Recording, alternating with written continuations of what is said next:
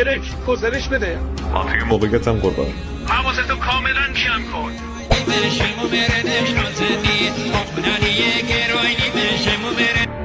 گلزار موقعیت همه؟ یه نگهبان توی برجکه. دستور چیه؟ مسیر رو امن کن. دریافت شد. کاپیتان الان میرم توی کارش.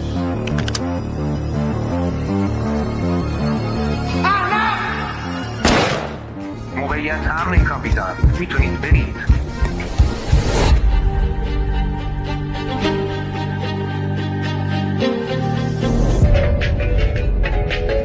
خب طبق نقشه که ما گفتم شما پیش برین. چرا اون وقت؟ خب چاقک با نقشه ما پیش نرو، بیا با این ور برو.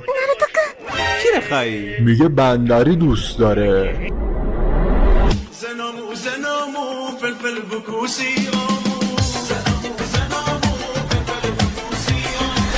داشتم میگفتم باید